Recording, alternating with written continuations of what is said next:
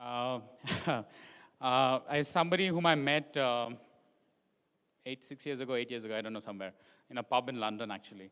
And Trevor Frost has been a National Geographic photographer, filmmaker, explorer, naturalist, whole bunch of things.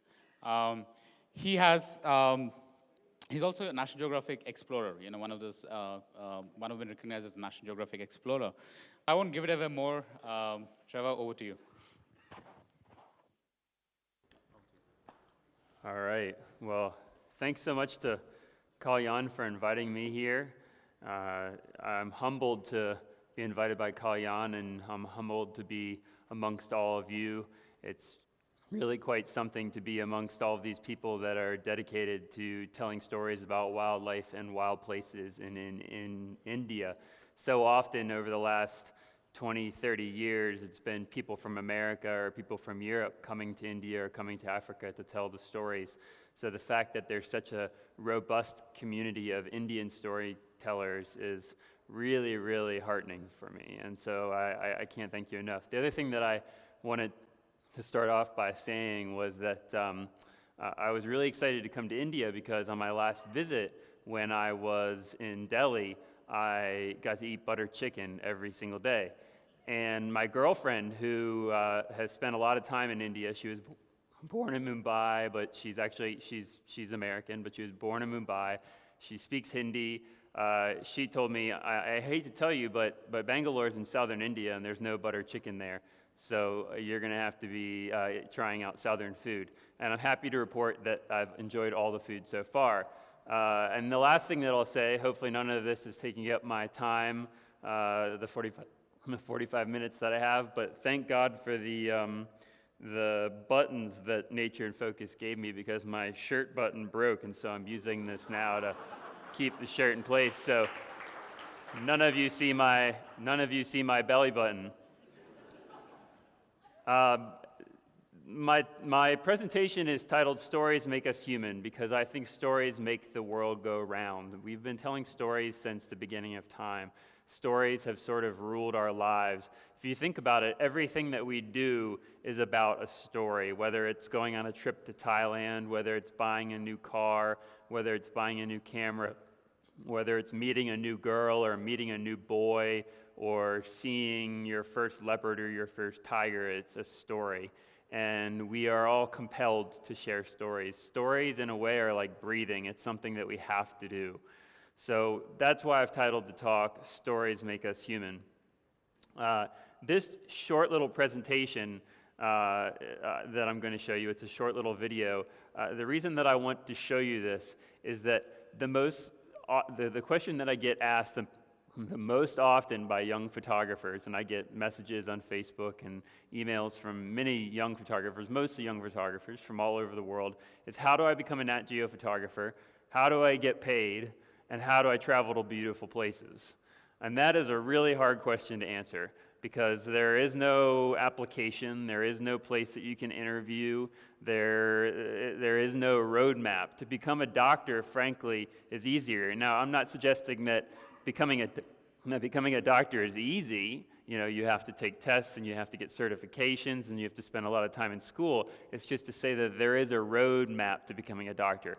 But to become a photographer or a sculptor or a painter or a writer, there's no way to do it. There's no singular way to do it. And so most of the people that write me these messages on email or on Facebook, I think that they think my life is a little bit like this.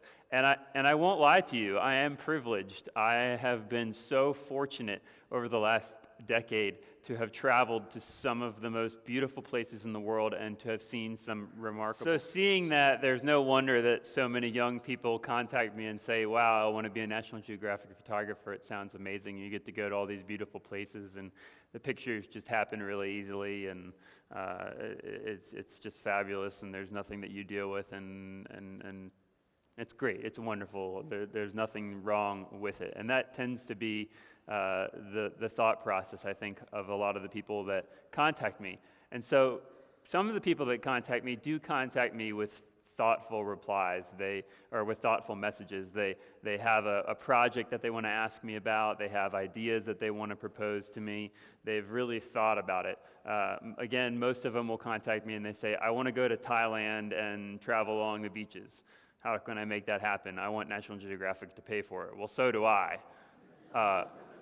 But that's not how it works. National Geographic and no other media institution out there is going to fund your trip to Thailand, unless you have like 1 million Instagram followers and they want you to go stay at some resort and post pictures of you swimming in an infinity pool. But who has time for that when the world is in crisis, especially the natural world?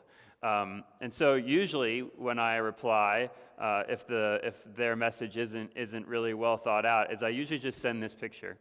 And this picture is of me in Borneo. I was assisting Tim Lehman, the photographer that many of you may know. He's a National Geographic photographer. He works for BBC like Carl Jan does. He has done a 10-year story on birds of paradise. He's the first person to document all 39 species of birds of paradise, and he invited me along to document orangutans in the wild.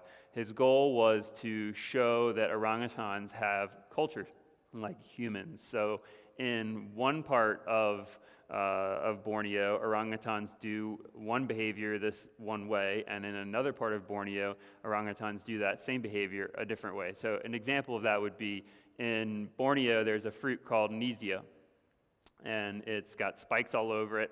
And in Borneo, the orangutans take that fruit, they break it open, and they kind of take their fingers and they pluck out these seeds that have all these very irritating hairs on there. The hairs are filled with hydrochloric acid. It's terrible. And when you're filming it, which I found out when I was in the field, it sucks because it all rains down on you and gets in your shirt, and you feel terrible for the rest of the day.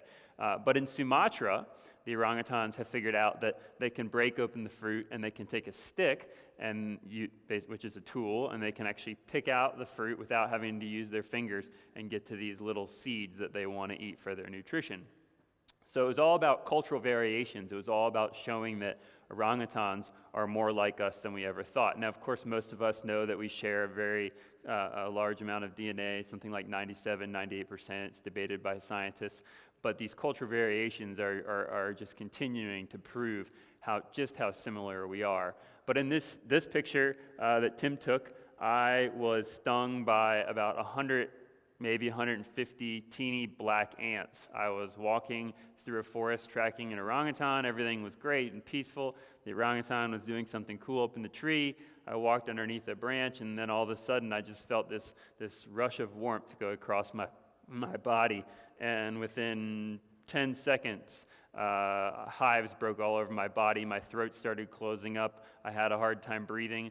I was about an hour walk from the nearest research station. The research station was about a 5-hour boat ride from the nearest road, and then it was about a 4-hour drive to the nearest town, and in that town there was no hospital. There was just like a teeny little clinic.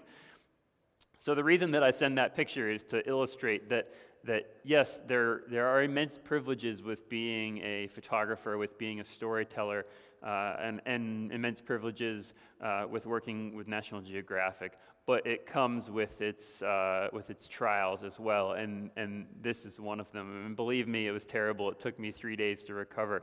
The red blotches that you see are the hives and the reaction slowly dissipating after taking 6 antihistamines.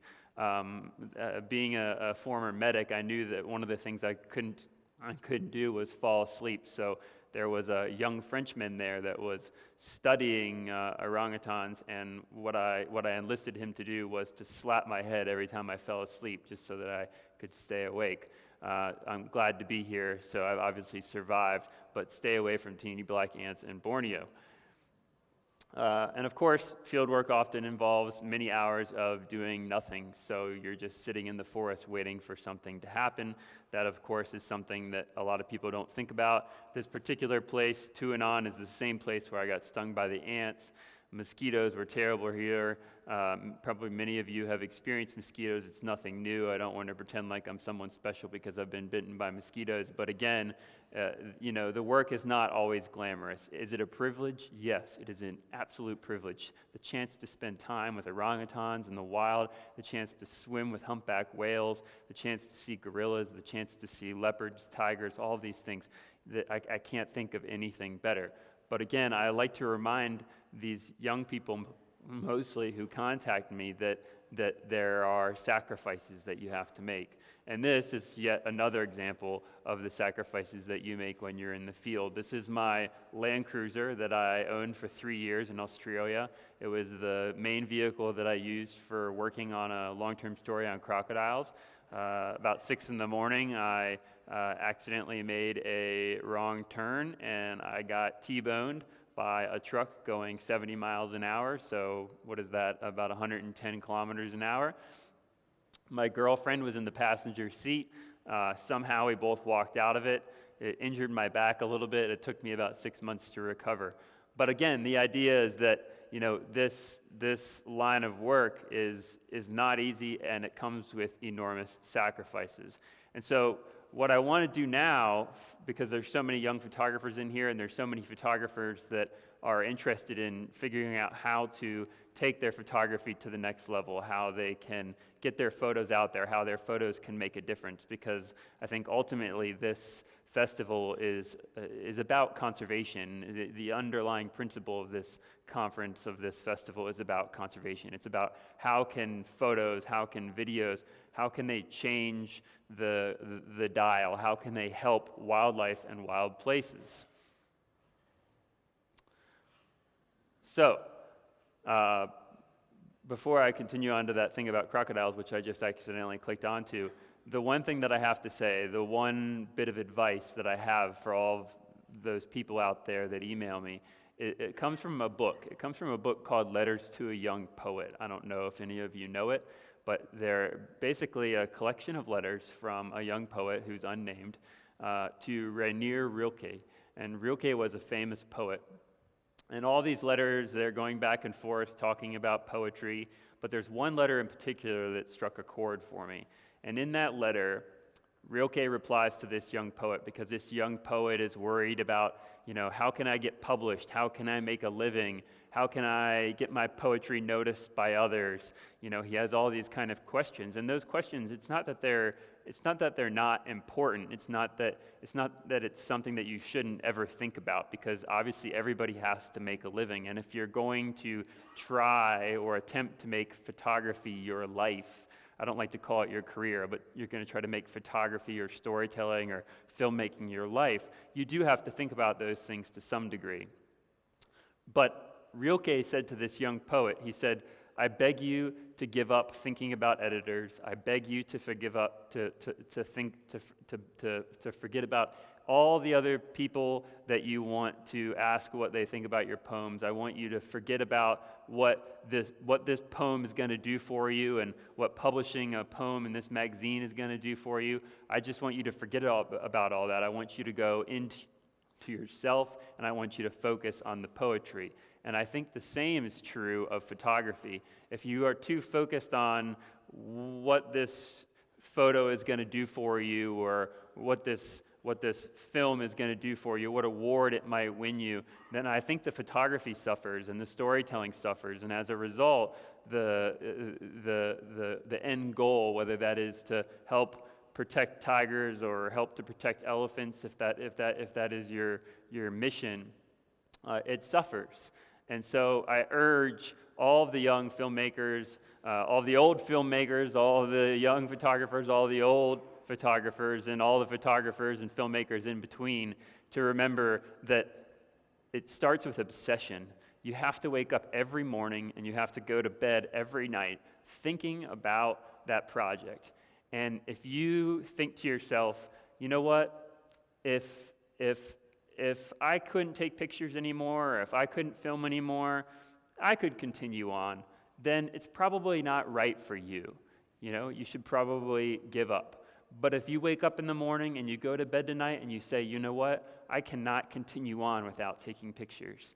I cannot continue on without filming. This is something that I have to do. This is a story that I have to tell. This is something that I am so completely obsessed about that it rules my mind day and night. That is what I ask myself before I begin a project. And don't get me wrong, I get caught up in all the other stuff. I get caught up in, will this magazine story that I've just done win an award, or will this picture get me to the next level, or maybe this new story I'm beginning will get the attention of this editor. We're all guilty of that, and I'm guilty of that. But I have to remind myself on a constant basis to get that out of my mind and think about one thing, and that is whether or not this story matters to me more than almost anything else on earth, whether or not I'm willing to make sacrifices for it. And so that is the advice that I give to young photographers, to old photographers, to anybody out there that wants to become a visual storyteller. And so what I want to do now is share with you 2 stories that I've worked on. Well, 3 stories. The third story is about orangutans. Kalyan asked me to include it. It's a very short video clip. It's going to be at the very end. But the other 2 stories are 2 stories that I've worked on for a long time. They're long-term projects. They've taken, the one has taken me about 3 years. It's on geladas. It recently published in the April 2017 issue of National Geographic Magazine. It was my first feature article in National Geographic Magazine, and now I'm working on my second. So that was a really exciting accomplishment. And the second project is about crocodiles and people in northern Australia. That project is a project that I've been working on for almost 4 years now. And again, crocodiles have become an obsession of mine. But what I hope to do with sharing these stories with you is not to just tell you the story of why, the story of what's going on here. What I want to do is do something different. And the reason that I want to do that is that I noticed that a lot of photographers are focused on taking single pictures. There's a lot of people out there that are really focused on getting one picture because they really want to win awards. They really want to win an award. And there's nothing wrong with that. I'm not saying that there's anything wrong with that. If you want to work at a bank, there's nothing wrong with that. I'm not telling you that there's anything wrong with that. I don't want to be the person to stop you. If you want to own a Mercedes, now, I personally think that, owning a Mercedes or owning a big gas-guzzling car or whatever probably isn't the best thing for the world. But if that is what you want to do, I am not the person to stop you or try to persuade you otherwise. But, if you care about conservation, if you care about trying to save wildlife and wild places, taking single pictures, I just don't think that it makes a difference. And the reason that I say that is that it's like graffiti. It lasts for a couple weeks before someone comes and paints over it. But stories stand the test of time. They're like rock carvings. They never go away. They're sort of always there. And when you share stories, they tend to resonate with people in ways that a single image doesn't. And that's why I think that stories are the most important ingredient to aiding conservation campaigns. Now, I'm not suggesting that stories alone can save a species or that they can create a park or that they can solve a problem in conservation. I'm just suggesting that stories combined with conservation campaigns, combined with working with local communities, combined with working with park rangers, are much more important than a single picture. Now, again, don't take that the wrong way. Don't stop taking a single picture and going after an award-winning photo if that's what you want to do. But if you do care about conservation, I encourage you to really think about stories. And so what I'll do here now is kind of break down these 2 stories that I've worked on and how I thought about them and how I crafted them and what I learned as I went along with these 2 stories. And so the first story that I'm going to share with you is about crocodiles. And the story about crocodiles, as I mentioned, is in northern Australia. It's this rugged, remote place. Very few people live up there. Of course, Australia has very few people in general. I think the population is 27 million. It's full of swamps, full of dangerous animals that can kill you, coastlines that are uninhabited.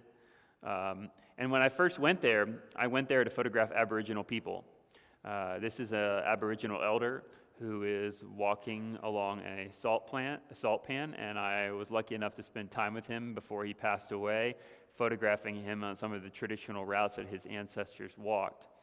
And while I was on that trip, the one kind of memento that I wanted was a crocodile tooth necklace.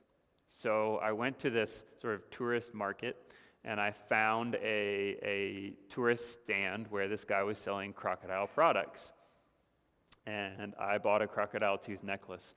These, of course, are all necklaces that you can see hanging on his display.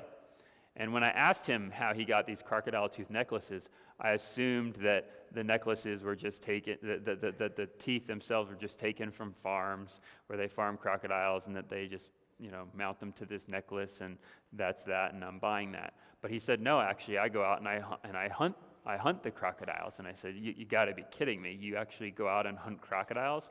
This is 2013. We're in Australia, and you hunt crocodiles? One of the most, dangerous and most incredible predators on the planet, and you go out and hunt them? Now, myself, I have to tell everyone right away, I'm not a hunter. I'm not somebody that has any desire to go out and shoot crocodiles.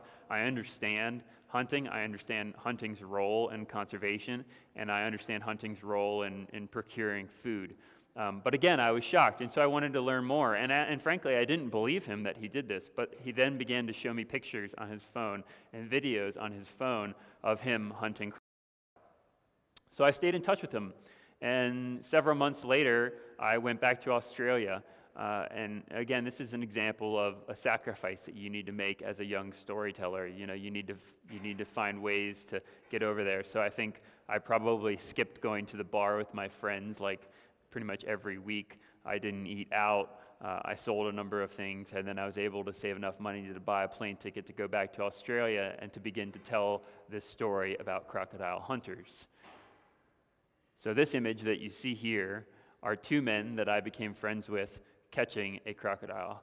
This crocodile is probably about 14 feet long, probably weighs about 1,200 pounds. As you can see, it's quite pissed that it's being caught, rightfully so. And what attracted me to this type of hunting was that they weren't allowed to just shoot the crocodiles. The regulations, government rules, didn't allow them to just take a gun and shoot them. There are other reasons for that, of course, too, is that if you see a crocodile swimming along in a river and you just blast it with a gun, it's just going to sink to the bottom, and you're going to lose the skin and you're going to lose the skull, and it's a complete waste. Whereas if you harpoon a crocodile and you fish it like you would fish an ocean fish, then you can actually retrieve it, and then you can actually use the parts of the crocodile to make money or to eat the meat. For the most part, the people that are hunting these crocodiles are cutting the heads off, turning them into skulls, selling them, and then cutting the skins off and selling the skins as well. They're not selling the skins to fashion markets because these crocodiles are wild crocodiles. So the skins are too damaged to sell to fashion markets in Paris, like Hermes or Louis Vuitton. But they still make money doing it. A crocodile skull off of a 14-foot crocodile like this would sell for about $3,000 US, and the skin off of a crocodile like this would sell for about $10,000. And again, storytelling is something that is a process. It's not something that you figure out all at once. You figure it out as you go along. I can't ever remember a time that myself or talking to colleagues that they went into something with everything exactly planned and things went exactly as they hoped they would. Because what happens is you go out on these things and you meet new people and you learn new things, and the story evolves and it adapts. And that is what happened with this story. These are the same two gentlemen with a much larger crocodile that they caught. This is a devastating experience for me. This crocodile is probably about 80 years old, so it's been around since before World War II. It's about 16 feet long, so in meters, what is that? Help me out. Kalyan, who can help me with meters? I'm fairly good with meters, but let's say 4.5, 5 meters. It probably weighs about 1,500 pounds, maybe 2,000 pounds. And this crocodile fought for 2 hours. Once they harpooned it, it dragged our boat for 2 hours. It was incredibly dangerous work for both of them. And as you can see from that picture that I showed before of them hunting, this man here in the right corner is holding a rope around the snout. The other man has duct tape. To get the rope around the mouth is incredibly dangerous because that mouth is going like this, slamming shut. Now that noise makes no comparison to what it actually sounds like. It's actually terrifying to hear. Crocodiles have the strongest bite force of any animal on the planet. It varies anywhere from 3,000 to 5,000 pounds per square inch. So if your arm were to get caught in that, it would be ripped off immediately, or it would pull you into the water. And then, of course, the duct tape job is even more dangerous because your hands have to get even closer. And what fascinated me about that is that kind of levels the playing field with hunting, because so much of hunting nowadays is just this sort of, especially in the United States and in most first world countries, you just go out with a gun and you just shoot the animal. And where is the leveling of the playing field in that? But in this type of hunting, they're actually exposing themselves to great risk to get the crocodiles. And so you begin to see that there's actually a bit more of a sacred trust between the crocodile and between the humans. Does it make it any less tragic that a crocodile loses its life? No. Again, I don't want to kill crocodiles. I have no desire to kill crocodiles. It's not something that I get joy out of. I'm a storyteller. I'm telling stories about things that I think are important to tell other people about so that they can make decisions about things that are going on in the world. This, of course, is just a picture of them skinning a crocodile, which is a rather gruesome scene to see, and them carrying the head of a large crocodile that they caught. In many cases, they're working with Aboriginal people who have, of course, inhabited Australia for 60,000 years. Aboriginal people to this day still collect much of their food from the environment.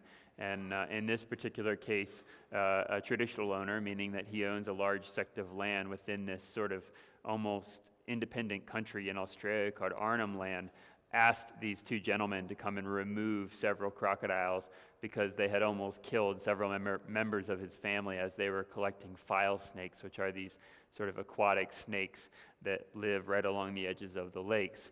So they went in and they paid the traditional owners a significant amount of money, caught the crocodiles, killed the crocodiles, and then would go on to then sell these parts. Most of the crocodile meat is not usable, but the tail is. So the Aboriginal people would take the tail and turn it into meat, and in many cases they will also turn it into jerky. Again, just another picture of these two crocodile hunters whose lives I've followed for many months. I've returned to Australia probably 8 times. Don't even ask me about the flights. They were absolutely terrible. Traveling to Australia from the United States is one of the worst experiences of my entire life, and I don't know why I do it. Coming here was even easier than going to Australia.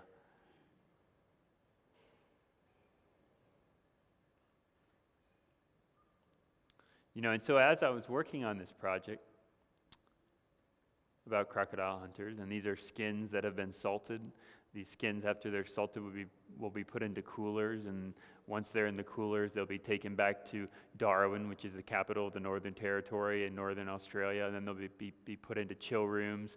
When they're put into the chill rooms, they'll then eventually be sent to tanneries. The tanneries will turn them into nice crocodile hides, and these gentlemen will sell them for people to hang them on their walls or put them on their floors. Now, the crocodile hunters that you're seeing in these pictures are locals, and they're the only people that are allowed to hunt these crocodiles. Trophy hunting, as you know it, is not allowed in Northern Australia. It's not allowed anywhere in Australia. So an American, a Canadian, a European would not be allowed to go to Australia and shoot a crocodile. Some people have been proposing it, but it's been pretty strongly opposed. And the number of crocodiles that people are allowed to take is actually quite limited. This is just him salting the hand of a crocodile. And many of these crocodile hunters not only turn the heads into skulls or take the skins and turn them into skins that people might hang on their walls or put on the floors, but they actually will taxidermy them and sell them as well. And so as I was going through this process and telling this story about crocodile hunters, I actually began to learn more, and I started to see that the story was much larger than just these guys going out and hunting crocodiles. And this little video will give you an idea of how I came across this.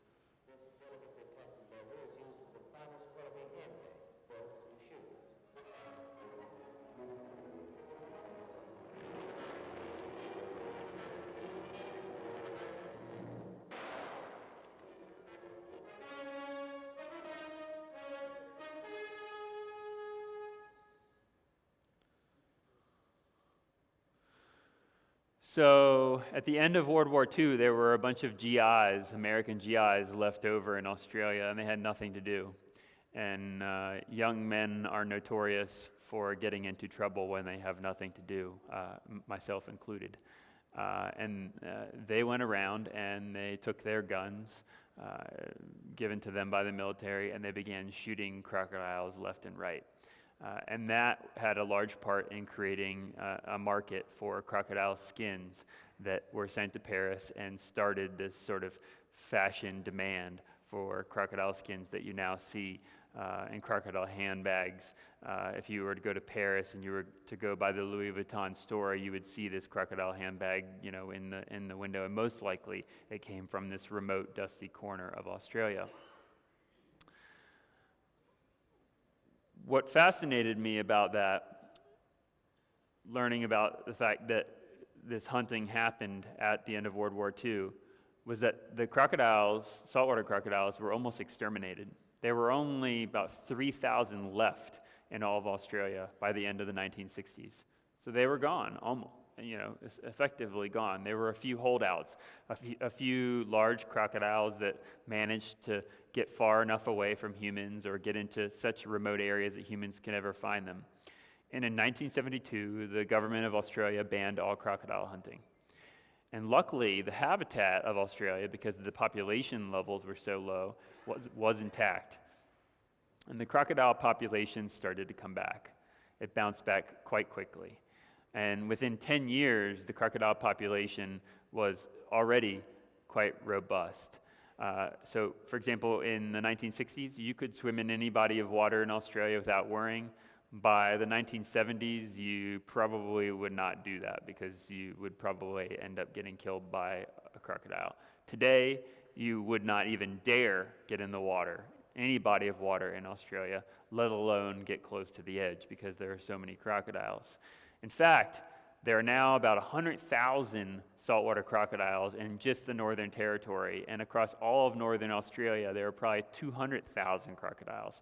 And scientists suggest, from their studies, that that is a return to historic population levels. So what that means is that this is the most successful predator conservation program in the history of the world. And so, as I mentioned, within 10 years, the crocodile population started to come back. And when it started to come back, conservationists and government officials started to say, these animals kill people.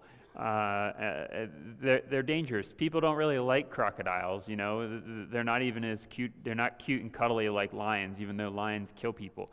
I think, we've got to try and do something to make people comfortable with crocodiles living amongst us. So what they did is they introduced crocodile farming, and they also introduced limited crocodile hunting, which is what you saw in those early pictures. It's part of what they call a wild harvest program, where local Australians that live in the Northern Territory are able to get a permit.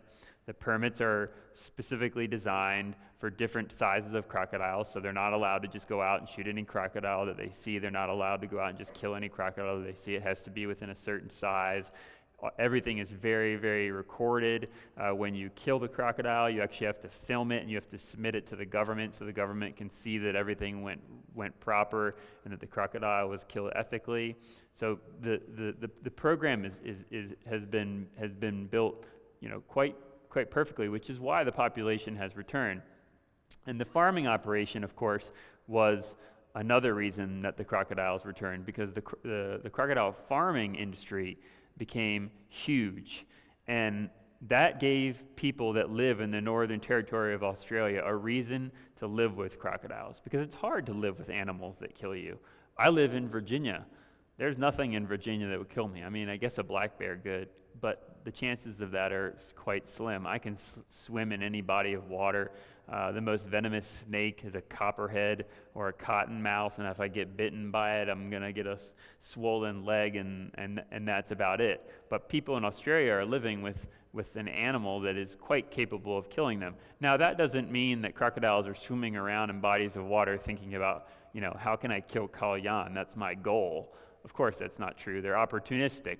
If you go swimming in the body of water, then they're probably going to take a chance. They're going to say, hey, look at that. That looks great. That's pretty easy. I'm going to come and eat you. But they're not swimming around actively thinking about eating you. But the farming program was another reason that the crocodile population returned. So what you see here is a man hanging from a helicopter inside of a sort of a makeshift fence. He's got two coolers, he's got a long stick, he's got an umbrella, and he's got a .357 Magnum, which is a pistol, a very powerful pistol. And what he does is he's lowered into crocodile nests by a helicopter, and he collects the eggs from wild nests. And those eggs are then taken back. This is another picture of him hanging from the helicopter. But those eggs are then taken back to his farm, and they're put into an incubator. And the embryos are growing into baby crocodiles.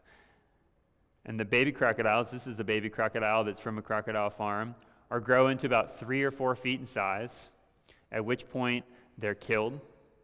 Their belly skins are taken off, and they're sent to Paris.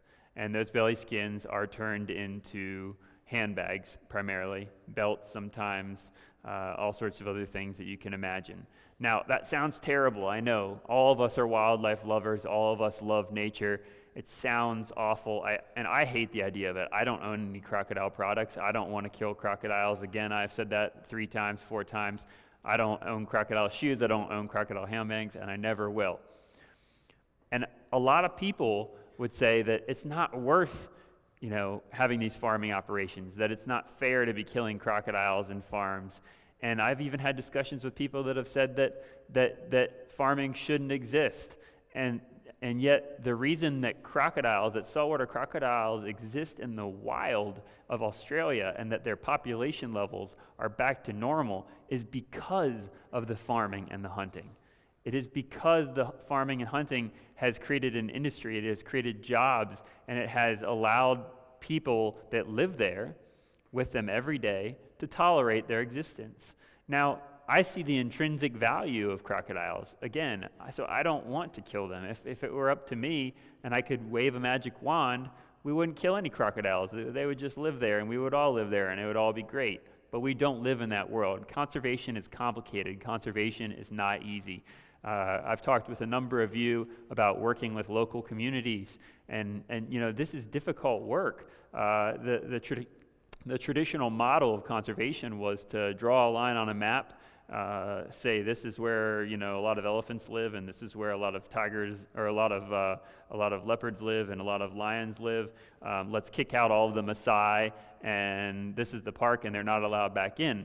And we're now finding out that model doesn't work, that we have to involve local people. And when we do involve local people, and when we do it the right way, it generally works much better than our old model of creating these kingdoms, if you will.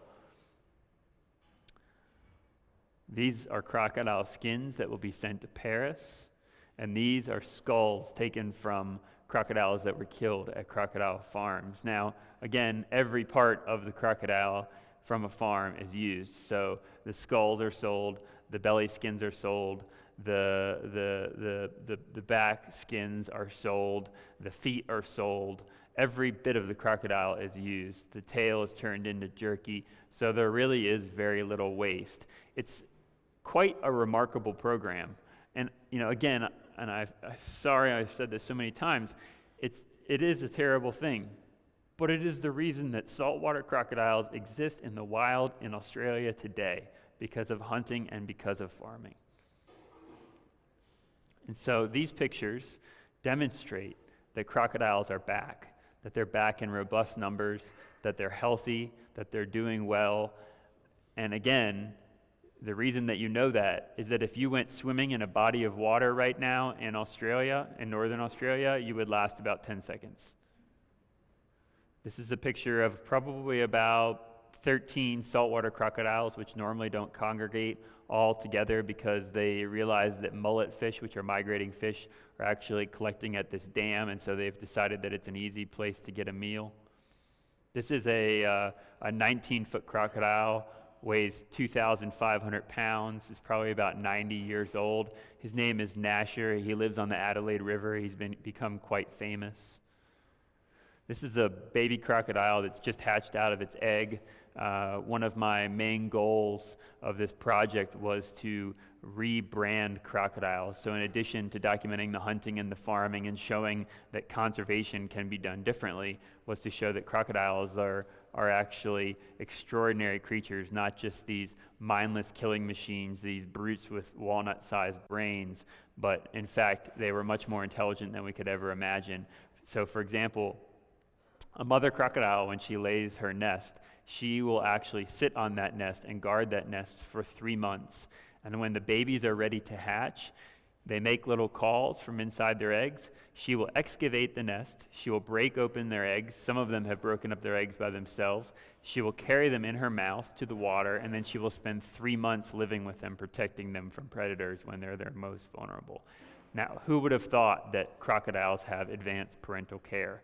So again, that is something that I'm trying to do. So you can see from what I'm talking about, these are all angles of this story, and these are all angles that are important to telling a story that is going to capture the attention of National Geographic or of BBC or of New York Times or of any major media organization. So if your goal is to get your story out there to millions of people, because your hope is that story reaching millions of people is going to change the dial, it's going to help with conservation, then you really have to think about these things. You really have to think about all these different facets of the story. Again, just a baby crocodile. Here's a crocodile swimming in very muddy water. This crocodile in particular is swimming to a boat that I was on, because on that boat they feed them chicken. It's actually one of the most popular tourist destinations in Australia. They're called crocodile jumping cruises, and they load them with tourists, and they hang chicken on sticks over the edges of the boats, and the crocodiles jump out of the water like you see here.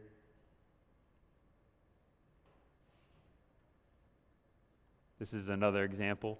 Some of the smaller crocodiles can actually jump quite high. And people in Australia also own crocodiles in their yard. So it's this kind of weird place where even the same people that hunt crocodiles also own crocodiles, so they keep them in their backyard. So even though they hunt them, they love them. It's a very strange thing. And again, this is all part of this story. I've called it with National Geographic the cult of the crocodile. This is actually a popular tourist destination as well. This is called the Cage of Death. It's an acrylic tube. They lower you into the water. All the crocodiles that are in this facility were removed from the wild because they were harassing boats or harassing tourists. So rather than being shot and killed, they were put here, and they are then fed meat in front of this acrylic tube so people can kind of get a scare when the crocodile chomps at the piece of pig or chicken or whatever it is right in front of them. I think it costs like $300, which is pretty crazy if you ask me. You can see these two guys are having quite the time. And now, what's the reason for this? What's the reason for telling this story?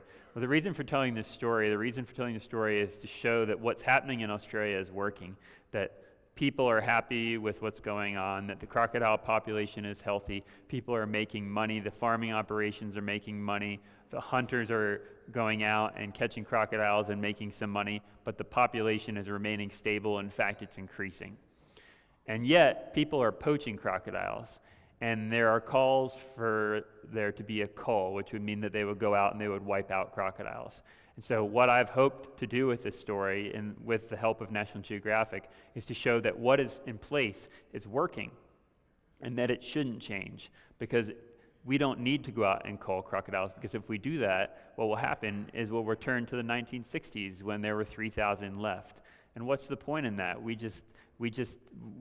have actually the most successful predator conservation program in the history of the world. And what, now we're going to revert back to what we started with?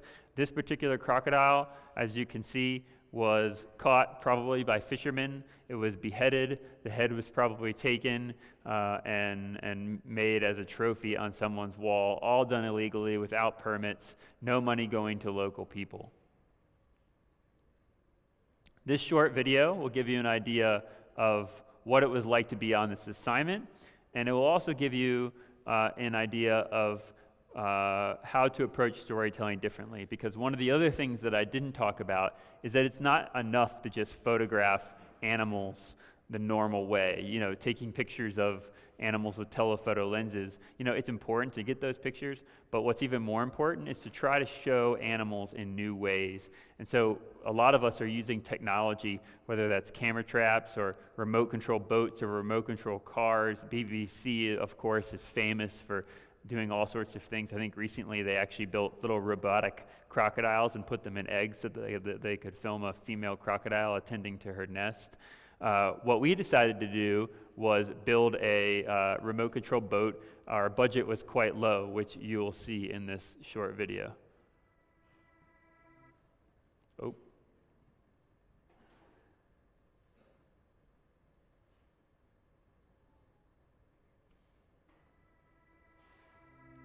I fell in love with crocodiles on my first trip to Northern Australia in 2013. I find myself returning every year, sometimes 2 or 3 times every year. I got pulled into this story on crocodiles and people and how their lives intertwine. Oh, look at the size of him. He's absolutely... Oh. 50 years ago, saltwater crocodiles were almost extinct in Australia.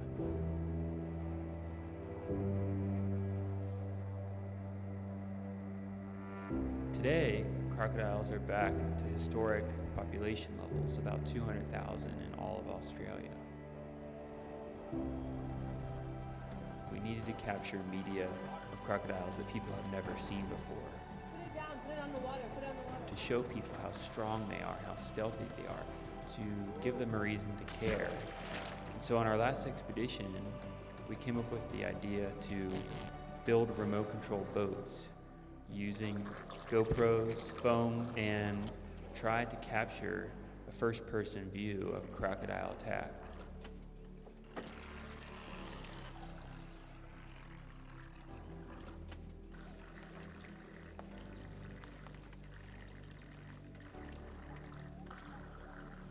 Oh yeah, there he goes. Oh yeah, Trevor.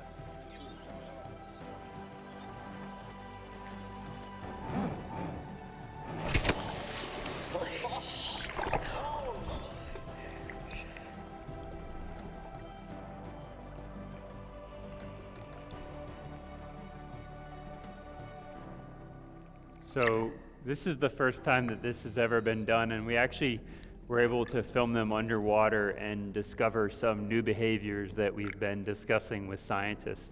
So this is an example of something that you can focus on with storytelling. But then again, we all know everything doesn't always go as planned. Forgive the profanity. Is that a propeller on there? Holy shit. The propeller fell off. You gotta be kidding me. It literally just fell off. Oh my God. The propeller just fucking fell off. The propeller fell off. How does that happen? God damn it.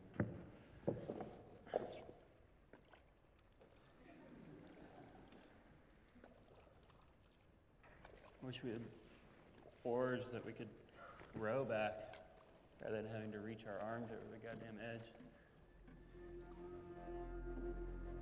Needless to say, paddling with a 4-foot paddle in a river with the highest density of saltwater crocodiles when you're 8 miles from the nearest dock in nighttime, because night came quite quickly, was terrifying.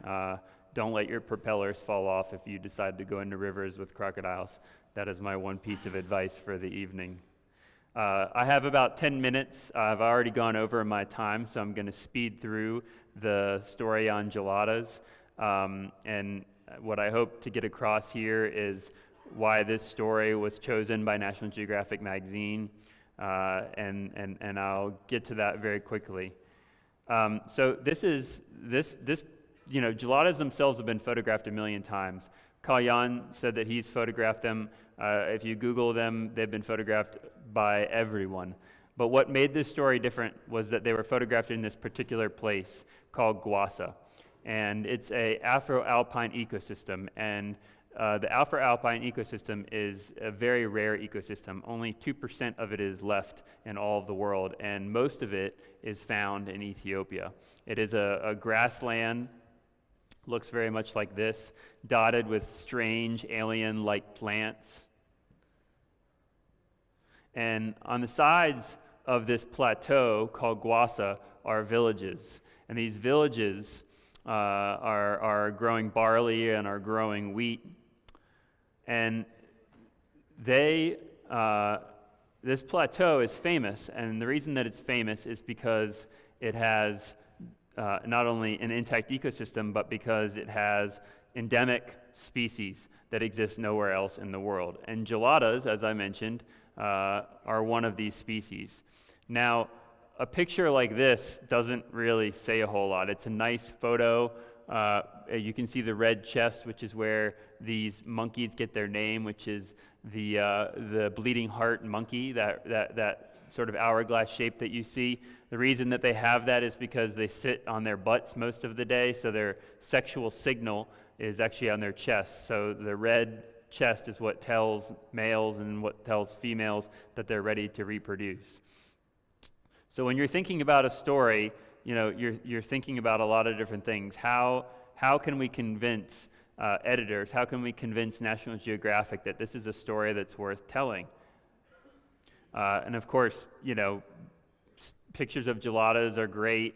Pictures of Ethiopian wolves are great. These are the rarest canine in the world. There's probably about 400 of them left in all of the world, and their population is declining quite quickly. But again, that was still not a story that could convince National Geographic to do a story on this particular place.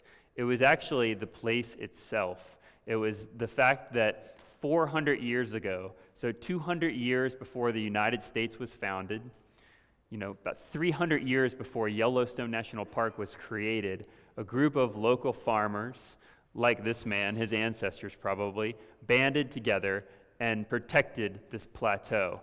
They protected it because the grass was so precious to them. They used the grass on this plateau for their roofs, for their saddles, for their beds, for ropes. So they said, we don't want anyone to do anything with this grass, and if we catch anyone in this community using this grass, we will bring upon you a severe punishment. So 400 years later, this place is intact, and it is one of the only ecologically intact Afro-alpine ecosystems in the world. And that is what convinced National Geographic to do a story on geladas and on this particular place. So it wasn't the monkeys themselves, it wasn't anything else. It was that the monkeys were in this place. But how do you tell a story about this place? Well, you have to, of course, tell it through the people that live there, like this man and like this man, who are the people that still guard this place. So they spend nights in huts like this. There's a whole community of them. They're all volunteers. Most of them have AK-47s left over from when the Russians were there, and they spend cold nights sitting alone, guarding the plateau from people that might come and illegally cut the grass. they also guard the animals that live there. So it's this extraordinary community conservation program that has absolutely nothing to do with any NGO. There's no major NGO involved. There's not millions of dollars involved. They've managed to keep this place as it always has been, a wildlife sanctuary in the sky. And of course, you couldn't tell the story of this place without telling the story of those people, without telling the story of the local scientists who are studying the geladas, who are studying the wolves. In this case, they're radio tracking wolves. You couldn't tell this story without the foreigners who are coming here to study the geladas, who are learning new things every day about them and their importance to understanding our own human evolution. By the way, the geladas are actually quite nice, even though it looks like this gelada is staring him down.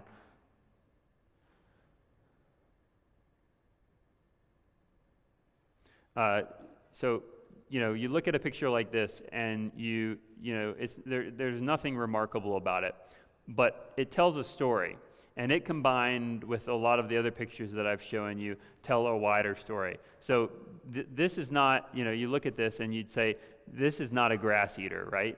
These are the largest canines of any primate in the world, and yet they don't eat meat. Those canines are only used for self-defense and for intimidation. They actually eat grass. Their primary diet is grass. They're the only grass-eating monkey in the world, and the grass that they eat is filled with silica, so it's like eating glass. It's pretty crazy. So again, this is something that we knew that we had to get pictures of. We had to get pictures that showed that they eat grass, that they have these peculiar teeth, that they have these red patches. We had to show that their teeth, as I said, are more similar to horses. This is a horse skull next to a gelada skull. That they are sort of these unusual monkeys, and that the only reason that they exist in this place is because of the local people protecting them. This is, of course, a scientist pointing to the molars and showing that they look very similar to a horse's or to a cow's teeth. And this is a picture of a gelada running a piece of grass through his mouth. And what you'll notice is that he's holding the grass. And the reason that this picture is important, and the reason that is important to the overall story, and the reason that National Geographic liked this picture and liked this story, is that it proves and that it shows what science has established, is that geladas have the highest opposability, thumb opposability index of any primate other than humans. So that means that they can use their hands better than any other primate, better than chimpanzees, better than orangutans, better than gibbons. The other thing that's amazing about geladas, again, this was important to establishing a strong story that National Geographic would accept and would publish so that we could reach millions of people, was that they live in herds. They actually can live in herds of up to 800 monkeys. It's pretty freaking crazy when you're in a stampede of 800 monkeys. It can be quite scary. They're all running around you, screaming, making all sorts of noises. In this case, they're running down this hill. Night is falling. When night falls, they get scared. Predators come out. So what they do is they run to the safety of the cliffs overlooking the Rift Valley, where they know that they'll be safe from predators. And within these large groups, within these herds of 300 or 400 or 500 or 600 or 700 geladas, you have family units. So you usually have one male, and then you'll usually have maybe, say, 3 or 4 or 5 or 6 females, and then their offspring. In this picture, you'll see there's one male, he's there, and then the rest are all the females, and then scattered throughout their babies. And actually, you can see the one baby suckling over in the right-hand corner. And again, pictures of babies suckling. This looks quite painful, as you can imagine. The babies, for some reason, have an affinity for yanking their mother's nipples. The other wonderful thing about geladas, and again, this is another storytelling component, another reason that we were able to convince National Geographic that this is a story worth telling, was getting photos like this. Now, to you, it might seem like it's just geladas playing. But playing is actually more important than that. Playing actually allows young geladas to figure out how strong they are. And the reason that that's important is that when you figure out how strong you are, you can figure out when to fight and when to back away. And that is critical to being an adult gelada, because if you haven't figured that out, you could end up getting injured and end up dying. Pictures like these are also important. When you're telling a story, when you're thinking about your own stories, I'm sure many of you have your own stories, you can't just get pictures of wildlife, beautiful pictures of wildlife, of a bird on a branch. You have to get unique behaviors. You have to get things that show why this particular animal is special. And you also have to get, I think, conservation images now, because the world is changing so fast. So in this case, this is a picture of a mother gelada with a baby on her back crossing a new road that is going through this particular plateau. No road went through this area previously, and they're now building this road. So this shows that things are changing, that this place that was once a wildlife sanctuary in the sky could soon be devastated by increased traffic. And increased traffic, of course, means more trucks, more cars driving at higher speeds, which means Ethiopian wolves, which are highly endangered, could be hit and killed, and geladas could also be hit and killed, and their populations could decrease.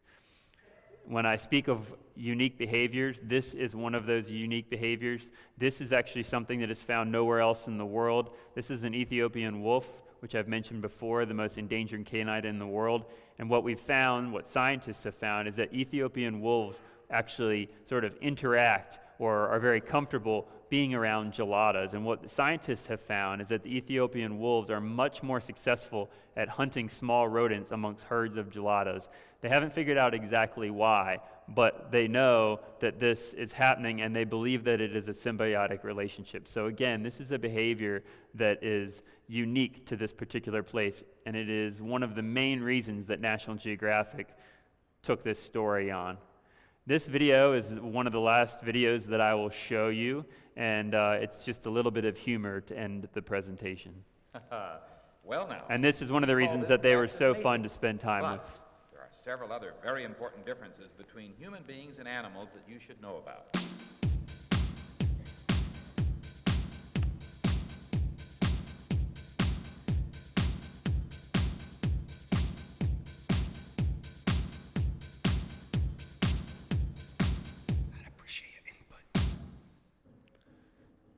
So they were constantly getting into trouble, as I said, pulling, babies pulling the mom's nipples, young males fighting, in this case, fake humping each other. We put this GoPro down, and they did that, and then they picked the GoPro up and walked off with it for about 45 minutes before we got it back. We didn't think we were going to get it back. So it was an incredible experience, but I hope that in showing you these two stories, many of you who are trying to become storytellers, people that are interested in going from taking these single pictures and becoming storytellers because storytellers are the ones that are going to have the greatest impact on conservation. I hope that these two stories have given you some insight into how to think about framing your story and how you can pitch to places like National Geographic or TV channels or magazines in India or newspapers. I don't know if we have time to show this one last little trailer. Kalyan is here. Should I show the trailer of the orangutans or not? 1 minute. Okay. So this is a trailer. This is the National Geographic article, by the way. It's April 2017. You can find it online. Go to my Instagram account. Come up to me. I'll give you my business card. You can find my Instagram account. Follow the link. You can read the entire article. I encourage you to do so. It's a interesting read. The writer was fabulous. But this is a short trailer of the documentary that we made with Tim Lehman, who Kalyan mentioned.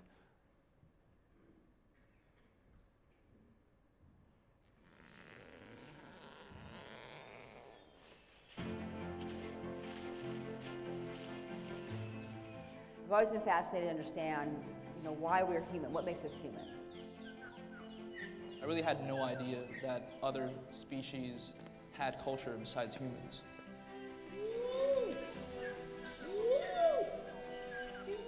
As researchers learn more and more about orangutans and know what questions to ask, know what to look for, we're learning more interesting things.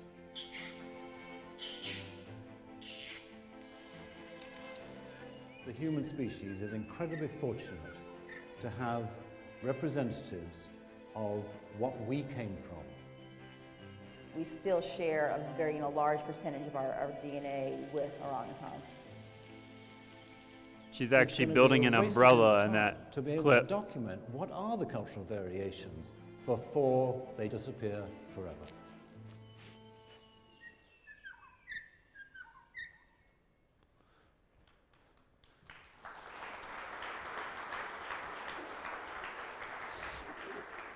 So sorry that I went over. I guess, I flew all the way over to India, and I figured that I had to make Kalyan mad and share with you a little bit more, because I had to make the 25 hours of flying worth it. Thank you so very much for listening. I hope you enjoyed it. And again, what I want to end with is just to emphasize how truly humbling it is to be in a room with so many people that are dedicated to conservation and to wildlife. I've been talking to Mordecai. He's somewhere in the audience. He's going to be giving a fabulous talk tomorrow. I have traveled to every continent except for Antarctica, and I have never been anywhere like India, where there are so many Indians, so many local people who are taking up the fight, telling stories, going out there on the front lines to try and save wildlife and wild places. And not only are they doing that, but they're doing that in a place where the population is very high, and you guys are having some great successes, and I am incredibly humbled to be here and be around all of you who are doing work that I think is far superior to anything that I have done. Thank you very much.